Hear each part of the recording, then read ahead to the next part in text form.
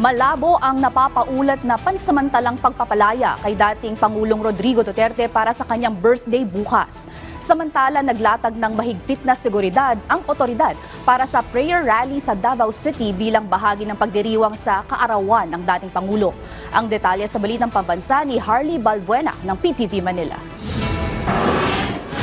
Kasado na ang seguridad na ipatutupad ng Davao City Police para sa gaganaping prayer rally sa lungsod bukas araw ng Biyernes, March 28, kasabay ng ika-80 karawan ni dating Pangulong Rodrigo Duterte. Ayon kay Davao City Police spokesperson Police Captain Hazel Tuazon, magpapakalat sila ng 1,800 na tauhan upang bantayan ang nasa 100,000 kataong inaasahang dadagsa sa Freedom Park. Inspeksyonin ang lahat ng dalang gamit ng mga dadalo at ipagbabawal ang pagdadala ng backpacks at matatalim na bagay. Ilalatag din ang border checkpoints na istriktong magbabantay sa lahat ng papasok sa Davao City, lalo na't inaasahang makikisa rin sa prayer rally ang mga taga-kalapit na probinsya. Sa ngayon ay wala pang na-monitor ang pulisya na anumang banta sa seguridad sa prayer rally na aarangkada simula alas 3 ng hapon hanggang alas 10 ng gabi. And from Davao City Police Office, meron tayo 1,800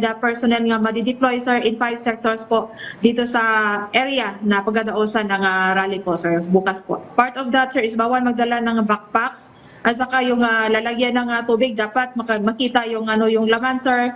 Bladed weapon inside the event sir is bawal talaga. And then meron tayo mga dedicated PNP personnel na magche-check na mga makikita na pinababawal sir. Samantala, ipinaliwanag ng international law expert na si Attorney Tony Laviña na imposible ang umuugong na birthday release ng dating Pangulo na una na ring tinukoy ng ilang fact-checking bodies bilang fake news. Ayon kay Laviña, kapag natapos na ang pag-disclose ng mga ebidensya ng prosecution at defense team, saka pa lamang maghahain ang kampo ni Duterte ng aplikasyon para sa interim release. Sakaling maihain, posible umanong sa Agosto o September pa ito madesisyonan ng ICC. Sa kabila nito, naniniwala pa rin si Laviña na malabong aprubahan ang interim release ng dating Pangulo. And there won't be any decision until August, maybe September, di ba?